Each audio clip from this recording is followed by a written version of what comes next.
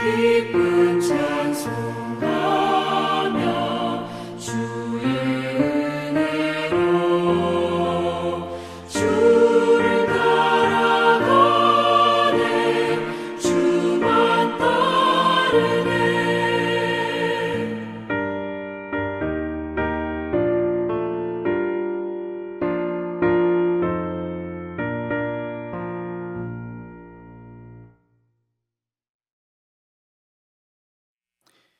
오늘 에스라 8장 1절에서 20절 말씀은 하나님의 은혜가 임하는 두 가지의 모습을 보여줍니다. 하나님께서 우리의 삶에 어떻게 역사하시는가, 이 말씀을 통해 그 역사하시는 하나님을 우리 함께 만나보기를 원합니다. 오늘 말씀에는 두 가지 이야기가 담겨 있습니다. 1절에서 14절까지는 에스라와 함께 2차로 귀환한 사람들의 계보를 우리에게 보여주고 있고요. 15절부터는 에스라가 성전에서 봉사할 레위인을 찾는 장면입니다. 먼저 1절부터 14절 말씀을 보겠습니다. 이 계보에 드러난 하나님의 은혜가 있습니다. 우리는 이미 많은 계보를 봐왔습니다. 제가 설교한 것도 이제 제법 되는 것 같은데요. 이 족보는 족보 나름대로의 의미가 있습니다. 하지만 읽는 우리로서는 좀 지루하게 느껴지고, 그리고 읽기 힘들어서 보통 건너뛰거나 잘 안 읽게 됩니다. 그러나 계보는 중요한 의미를 가지고 있다는 것 제가 여러 번 말씀드렸습니다. 거의 대부분의 계보는 공통적인 의미를 가지고 있습니다. 그게 뭐냐면 연속성입니다. 하나님께서 약속하신, 하나님께서 일하시는 무언가가 지금 계속되고 있다는 것입니다. 하나님의 이야기가 끊어지지 않고 이어지고 있다라는 것이죠. 이어지고 있다는 것을 보여주는 동시에 사라지지 않고 존재하고 있다는 걸 보여줍니다. 오늘 본문에 드러난 계보는 무엇을 말하기 위해 여기 있을까요? 보시면 이 계보는 에스라와 함께 페르시아에서 돌아온 사람들을 기록하고 있습니다. 우선 이름만 봐서 이해하기 어렵겠지만 2명 정도는 우리가 익숙한 이름을 발견할 수 있습니다.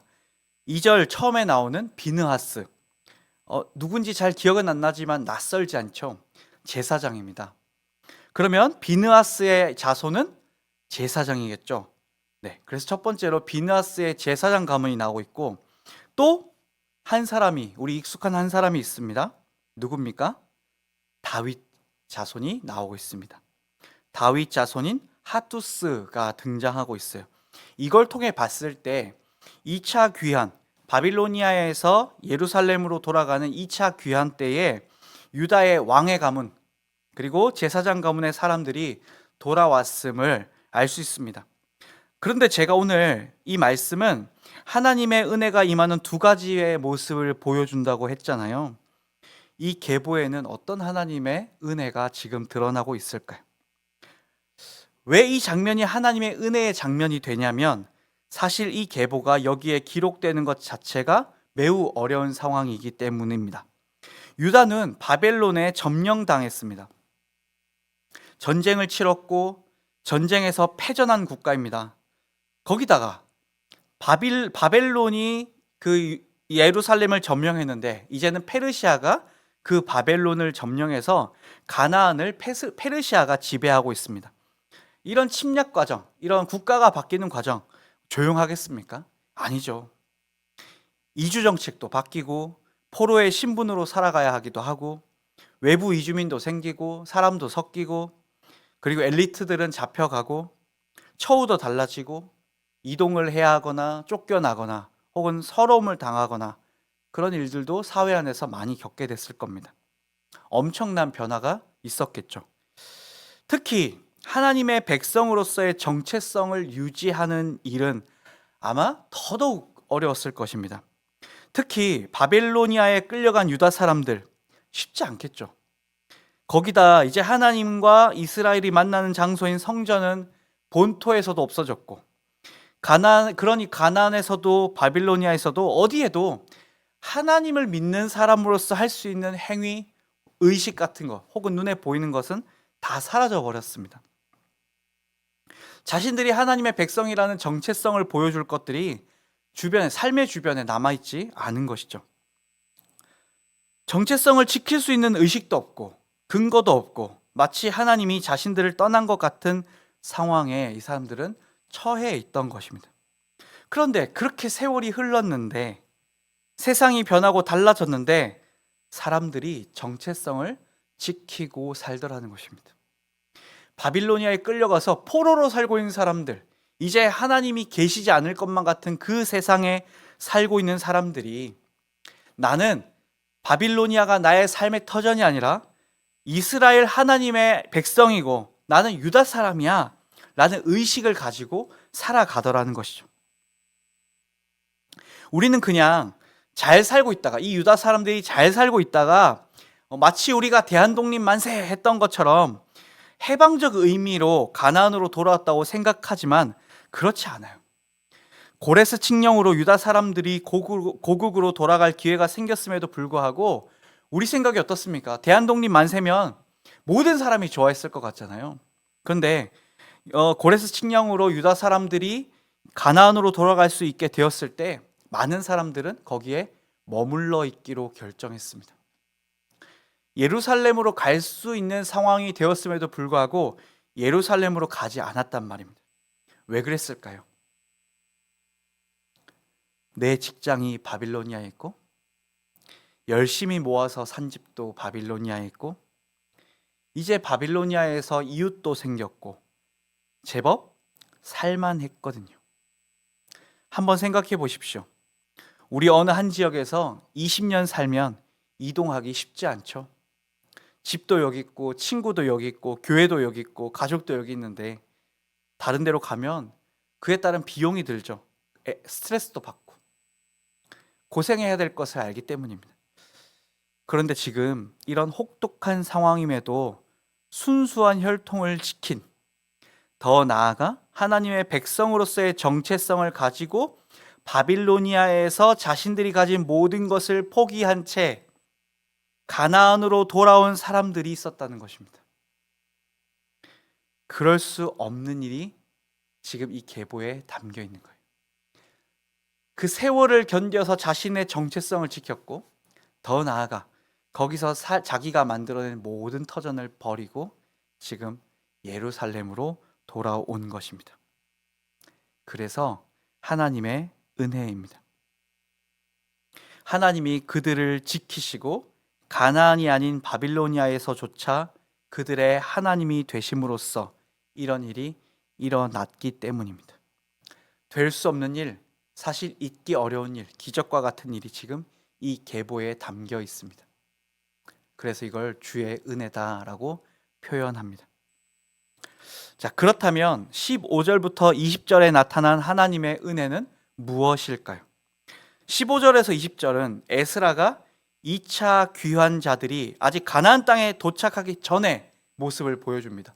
더 쉽게 말해서 에스라가 2차로 귀환할 사람들을 모으고 그 사람들과 함께 출발하기 전, 아직 바빌로니아에 있을 때의 얘기란 말이에요. 이제 이 사람들을 모았습니다. 어디에 모았습니까? 아하와라는 강가에 모았습니다. 자, 이제 에스라와 함께 예루살렘으로 갈 사람들을 모았습니다. 근데 그 기록된 사람들이 한 1,500명 정도 됩니다. 그런데 이 에스라가 이 사람들을 아하와 강가에 불러 모아놓고 거기서 3일간을 머물러요. 왜 3일간 머무르냐면 누가 참여하고 있는지를 보기 위해서였습니다. 그런데 에스라가 쭉 둘러보는데 레위인이 없는 겁니다. 왜 레위인을 찾고 있냐면 레위 사람이 성전에서 섬기는 사람이기 때문입니다. 성전이 회복되면 성전에서 섬길 레위인이 필요합니다. 그래서 레위인을 보는 거예요. 그런데 왕족도 있고 제사장 가문도 있는데 레위 사람이 없는 것이죠. 큰일이에요. 가서 성전을 완성하더라도 성전에서 섬길 사람이 없는 겁니다. 그래서 에스라가 지도자급 인사들을 불러 모읍니다. 그리고 그들에게 가비샤 지방 이또에게 보냅니다. 그리고 그들에게 성전에서 일할 일꾼 레위인들을 데려오라고 합니다. 자, 그런데 일할 사람들이 왔을까요? 안 왔을까요? 왔습니다. 18절, 19절에 보니까 여러 레위인이 왔고 성전, 막일꾼도 220명 정도가 옵니다. 그럼 여기서 우리는 생각해 볼 게 있습니다. 왜 레위인이 없었을까요? 왜 레위 사람이 없었을까요? 아마 레위인은 고국으로 돌아가는 게 큰 이익이 없었기 때문일 겁니다.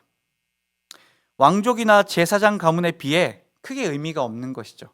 왕족은 가서 왕이 될 것이고 제사장 가문은 가서 그 나라를 다스리는 높은 레위 제사장이 될 텐데, 자기들은 어차피 거기 가봤자 성전에서 허드렛 일을 하는 사람들이었기 때문에 상대적으로 레위인들은 굳이 바빌로니아에서 잘 살고 있는데 거기까지 가야 하나 생각들을 많이 했던 것이죠.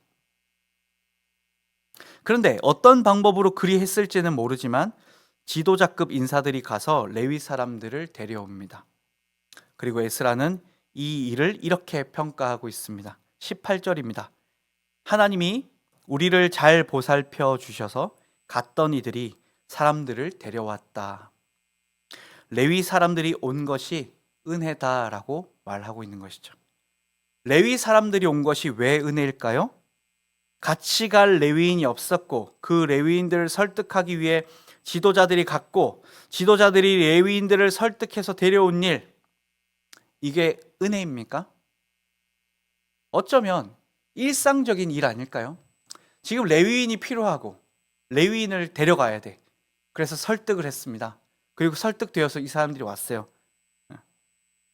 어쩌면 지금 이 레위인들이 오는 이야기는 우리 일상에서 훨씬 더 자주 마주할 수 있는 일들이죠. 그런데도 에스라는 이걸 은혜라고 표현하고 있습니다. 이건 그냥 우리가 어떤 얘기할 때 하나님의 은혜죠 하는 그 관례적인 표현이 아닙니다. 진짜로 지금 에스라는 이것이 은혜라고 생각하고 있는 것이고 그래서 기록한 것이죠. 에스라는 하나님의 뜻이 이루어져 가고 그 속에서 살아가는 모든 일상이 다 하나님의 보살핌 안에 있다는 점을 우리에게 일깨워 주고 있는 것입니다. 우리 일상에서 일어나는 다양한 문제와 해결들 역시 하나님께서 우리를 보살펴 주신 결과라는 것을 말해주고 있는 것이죠.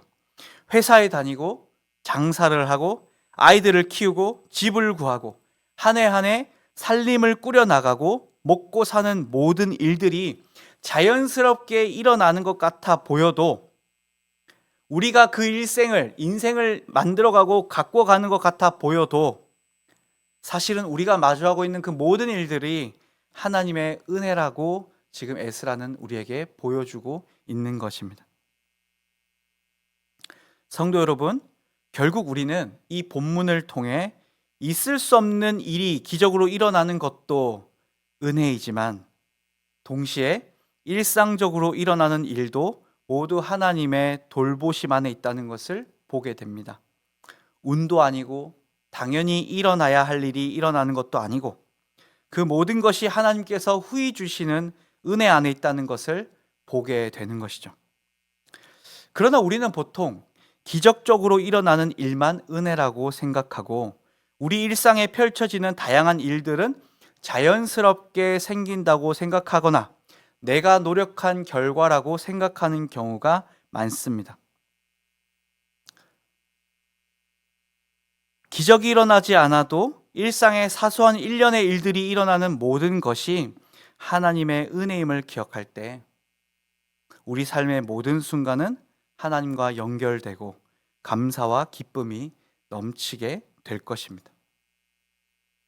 오늘도 우리가 사는 오늘은 은혜의 현장입니다. 여러분의 하루의 인생 속에 하나님의 은혜가 펼쳐질 것입니다. 일상에서 기적적인 일을 통해 혹은 아주 평범한 일을 통해 모든 삶의 내용 안에서 하나님의 보살핌을 경험하고 발견하는 저와 여러분이 되길 바랍니다. 기도하겠습니다. 하나님, 참 감사합니다. 놀라운 역사를 하심에도 감사하고 평범한 우리의 일상을 늘 신실하게 따뜻하게 보살펴 주셔서 감사합니다. 우리 인생의 여러 순간순간이 그냥 만들어지는 것 아니라 하나님의 은혜의 손길 안에서 펼쳐진다는 것을 다시금 기억합니다. 하나님, 변하지 않는 사랑으로 우리가 기도하지 않을 때에도 우리에게 필요한 것을 살피시고 우리를 먹이시고 입히시는 사랑의 손길을 오늘도 발견하기 원합니다.